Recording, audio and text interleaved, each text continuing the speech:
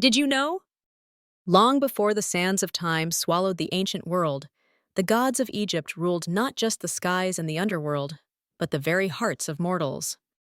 Let me tell you the mythic tale of five of the most powerful gods: Ra, Isis, Osiris, Horus, and Anubis, divine beings whose stories shaped a civilization for thousands of years. Ra was the god of the sun, the first light in the dark, and the creator of life itself.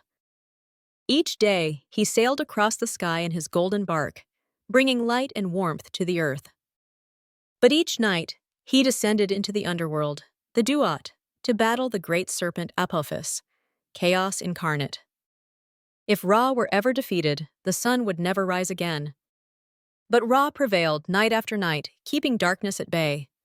Some myths say that Ra, growing old, hid his secret name, the key to his divine power.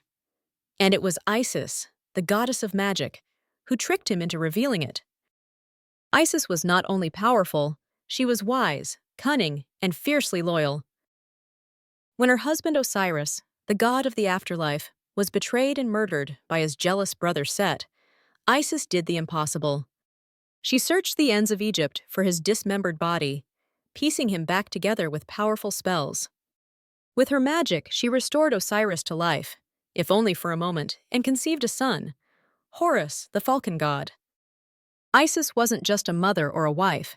She was the weaver of fate, the mistress of spells, and the embodiment of divine love and perseverance. Osiris, once a great king of the living, became the eternal judge of the dead. After Set's betrayal, Osiris descended into the underworld, not in defeat, but in transformation.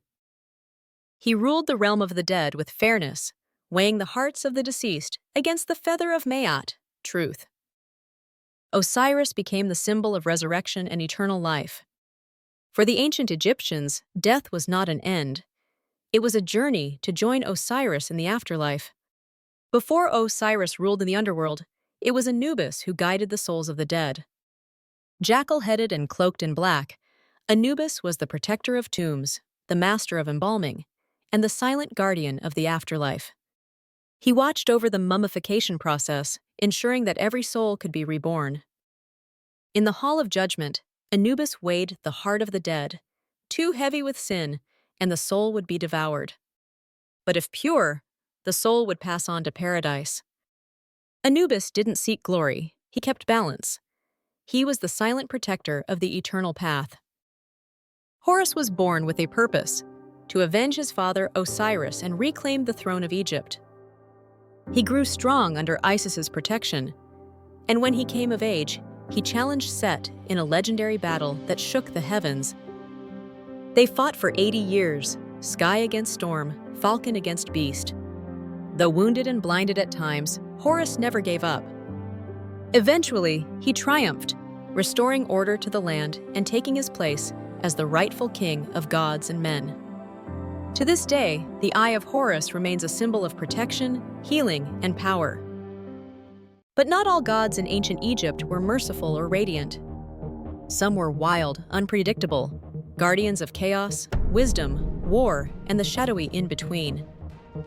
We journey into the myths of Set, Sobek, Thoth, Sekhmet, and Bastet. Gods who didn't just shape life. They challenged the cosmos itself. Set was the god of destruction, of sand and storm, chaos and war. Feared and worshipped in equal measure, he was the brother and killer of Osiris. When he murdered Osiris and seized the throne, darkness spread across the land.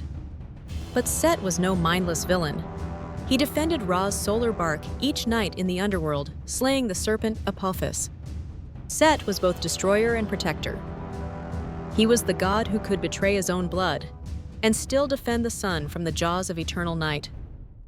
With the jaws of a beast and the strength of the floodwaters, Sobek ruled the Nile's wild might. He was feared for his savagery, yet praised for the life he brought: fertile waters, protection in battle, and healing power. Pharaohs wore his image into war, calling on his brute force to crush enemies. In temples along the Nile, real crocodiles were kept and honored as living avatars of Sobek. To walk in his presence was to face nature untamed, brutal but sacred. Thoth was more than a god, he was the mind of the universe. Depicted with the head of an ibis, he invented writing, mathematics, and time itself. He recorded every judgment in the Hall of Maat, his pen shaping fate as surely as Ra's sun shaped the day. When Isis needed the words to raise Osiris from death, it was Thoth who whispered the spells. When the gods quarreled, it was Thoth who brought balance. In every library, every scroll, and every whispered truth, Thoth lived on. Sekhmet was the eye of Ra when he grew furious with humanity. Sent to punish mortals for their rebellion, she descended like wildfire, slaughtering all in her path. Her fury was unstoppable, blood flowed like rivers. Fearing she would destroy the world, Ra tricked her into drinking beer dyed red like blood. Drunk and dazed, Sekhmet slept, and awoke with her rage quenched. But the lioness still prowls, worshipped as the protector of pharaohs, feared as the goddess of plague.